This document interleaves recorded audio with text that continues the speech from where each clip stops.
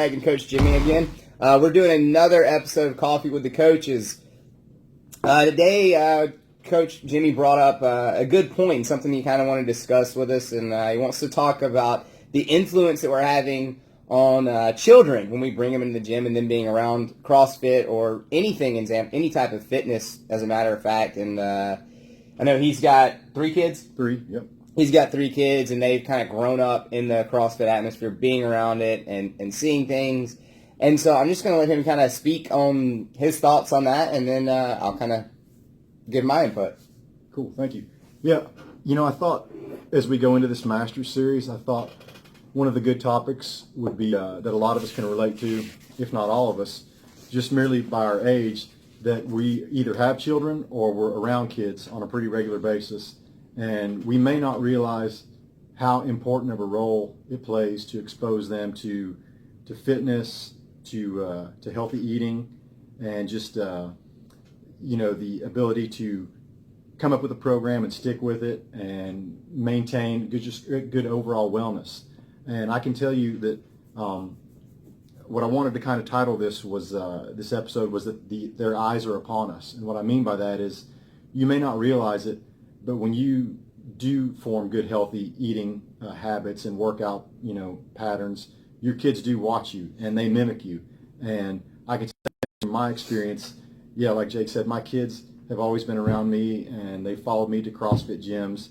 One time years ago, I was making a video of myself doing some front squats, and Leo was just 2 or 3 at the time. And when I went back and viewed the video, I was looking to see if I was going to full depth, but actually in the background, he had picked up my PVC and he was mimicking me. And so he was doing his own little version of front squats in the back. And, I think although Jake doesn't have kids, he was a teacher and he was a coach. And so why don't you talk about some of your observations from that side of it, from seeing kids and the patterns they develop from the parents you probably met?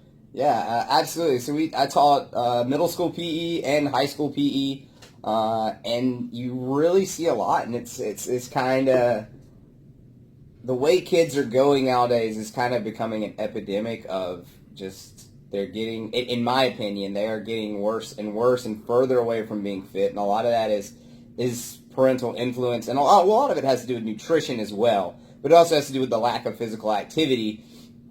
And, these kids are playing video games, and they have their phones and all that kind of stuff, and I'm right there with them. Like, I love video games. I love my cell phone. I love all that kind of stuff, but these kids don't know anything else. They don't know. I still grew up in a time where we had video games, but we still went out and played, and we're losing a lot of that. So I think the parents actually play a huge role in this with being that positive influence and bringing their kids into the gym and letting them see, like, hey, mom and dad do this. That looks cool. That looks fun. And these kids see stuff like the rope climbs and the rings. And they see all these things that are in CrossFit gyms.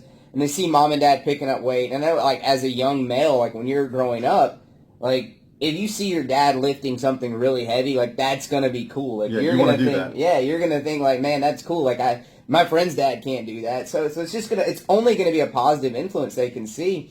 And help kind of, honestly, overall, and just the world in general, and help get kids out of this, like, kind of, I hate to use the word lazy because it's not necessarily always lazy, but a lot of it is. It gets them out of this kind of lazy lifestyle that they've developed because of what they are around. They're a product of what they're around, the video games, the technology, the ease of everything. And that's another great thing that, I think we can address is beautiful about CrossFit in all regards as far as adults, kids, and all ages is that it's not easy. It's hard. When your kids see you work through something difficult to achieve something, absolutely, that's setting a great example for them as far as life in general. That it's honestly anything that is easy to do, or how much return are you getting from it? Something that's difficult to do, that's where you're going to get results. That's where you're going to feel good about something, and that's where you're going to achieve and accomplish things. Is when something is difficult and you overcome adversity and things like that. I can't agree more. And here at CrossFit Shake Rag, it's by no accident that our kids area is right out here in the front. We don't try to hide them and sequester them in the back. We want them to see what's going on, and we do welcome them during breaks and when it's a safe time to come out and experiment with the equipment. We're not talking about anything dangerous, but it's good to introduce them to how to hold on to a set of rings and how to put the PVC over your head and do pass through. So these are, you know, every gym I've been in as far as CrossFit goes, they've always welcomed families and kids. And again, I think only good comes from that. And I can't stress more what you just said about the adversity and kids seeing you push through something, so they know if they experience something difficult, they don't have to just give up. They'll see mom or they see dad lift a heavy weight instead of putting it down. So I only think good comes from it. Absolutely. Like I said, 100% agree. And I think the last thing to touch on would be even the nutrition side of that. And I think a big thing that we're always pushing here is for you guys to, clean up your diet, eat healthier foods. And if you're eating healthier foods and you're doing better things as far as nutrition goes, you are creating great habits for your children. They're not eating the junk food. They're not getting addicted to it. Their brains at that age cannot handle things the same way adults can. Like they get addicted to things so much easier than adults. I mean, your brain is not fully developed. What's it, 20?